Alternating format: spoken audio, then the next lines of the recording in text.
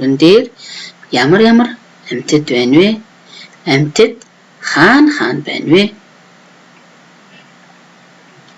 За жишээлбэл хэрэм модон дээр байна. Туулай байшингийн ард байна. Муур өвсний доогуур байна. Нохой үүрнийхээ хажууд байна. Тоорой модны доор байна. Загас голын ус нь дотор байна.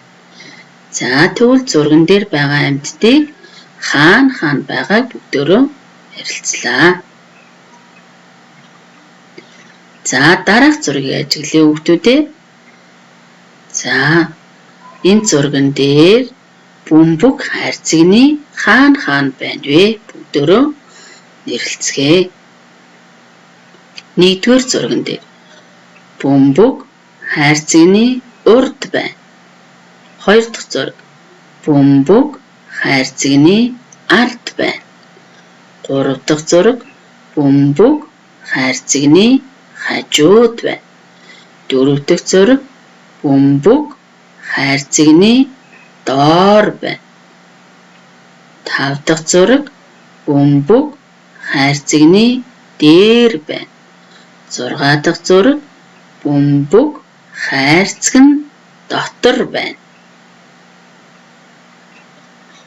За тэгвэл бөмбөг хайрцагны хаана байгааг дөрөв ярилцлаа. За дүрсийг нэрлэе. Ганцгой дөрвөлжин, тэг дөрвөлжин, дугуй, гурвалжин. За эдгээр дүрсүүд маань ямар дүрс, аль дүрснийхаа хаана байгааг дөрөв хэлж ярья. Гурвалжин дүрс дугуй дүрсний дээр байна. Дугуй дүрс тэг дөрвөлжин дүрсний дээр байна. Тэг дөрвөлжин дүрс гонцгой дөрвөлжин дүрсний дээр байна. За өнгөөр нь ярилцъя бүгдөө. Цэнхэр өнгийн дүрс шар өнгийн дүрсний доор байна. Шар өнгөтэй дүрс улаан өнгөтэй дүрсний доор байна. Улаан өнгийн дүрс маань ногоон өнгөтэй дүрсний доор байна. Ногоон өнгийн дүрс эдгээр дүрсүүдийн хамгийн дээр байна. За тэгвэл дүрсүүдээ бид нар өнгөөр хэлбэрээр нэрлээд дээр доор гэдэг үг хэллэгээ бас хэллээ. За зураг дээр байгаа амьтны нэрлээрээ заан, сармагчин, туулай, тагтаашгүй. За тэгвэл эдгээр дөрвөн амьтад орсон битгүн эвтэй дөрвөн амьтан гэдэг үлгэрийг өмнөх хичээлээ үзсэн. За тэгвэл эвтэй дөрвөн амьтан маань ямар дэс дараалалд байдаг вүлээ хүүхдүүдээ үлгэрээ эргэн санацгаая. Сармагчингийн зааны дээр сармагчин, сармагчингийн дээр туулай, туулайны дээр тагтаашгүй байдаг шүү дээ. За зөв байрлалд оруулсан хүүхдүүдтэй баярлалаа.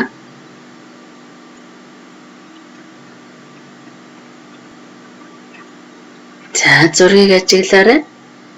Тэгвэл заан туулай хоёрын дунд ямар амьтан байдаг вүлээ? За энд байхгүй байгаа амьтныг баруун гар талд байгаа амьтдаас олцгоё.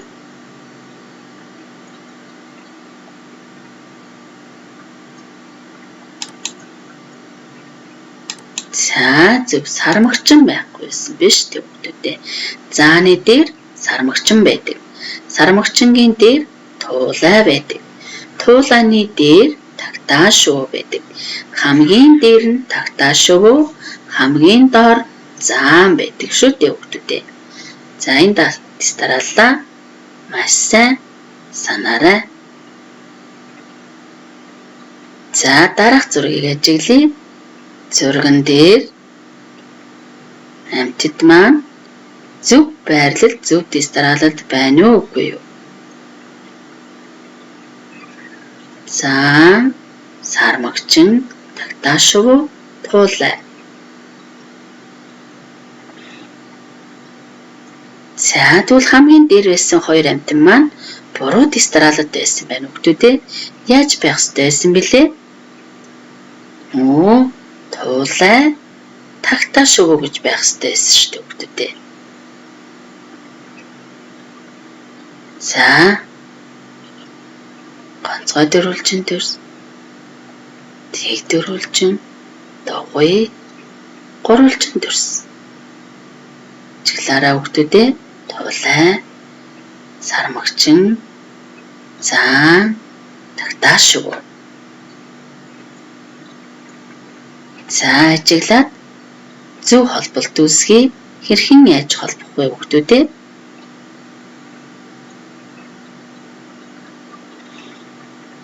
Сармагчин маань тэг дөрвөлжин төрстэй холбогдлоо.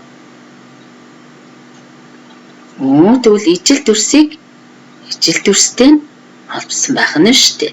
Тэгвэл тагтаашгүй маань гурвалжин төрстэй, заан ганцгой дөрвөлжин төрстэй, туулай дугуй төрстэй холбогдох нэ.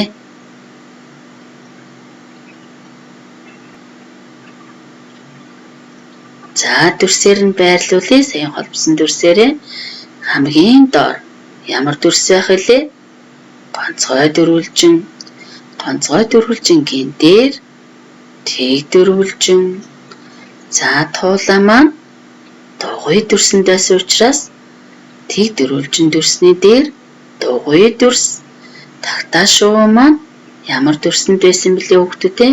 Сэргийн санаарай. Гурвалжин төрсөнд байсан учраас гурвалжин төрс маань хамгийн дээр байрлах нэ. За дэвтрийн шугам өгсөн байна хүүхдүүдээ. Дэвтэр дээрээ бичиглэлээ бичиж бүгдөө. За өнөөдрийн бичиглэл ямар бичиглэл байх вэ?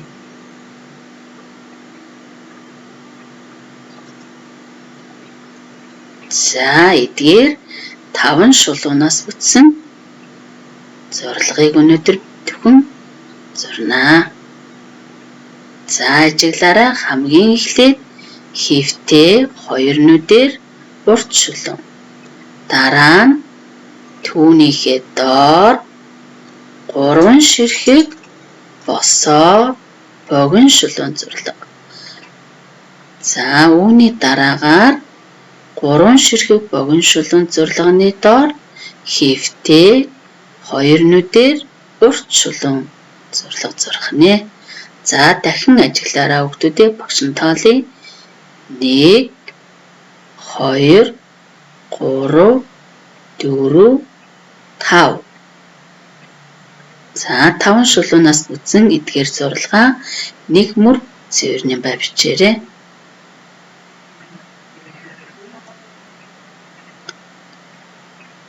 За гэрийн даалгаварт сурах бичгийн өгөгдсөн зурган дээр ямар амьтад хаана байна вэ? Юуны дээр доор байгааг ажиглаад аав ээжтэйгээ өнөөдрийн үдсэн дээр доор гэдэг үг хэллэгээ хэрэглэн хэлж ярилцаарай. Сурах их үйлсэд нь амжилт хүсье.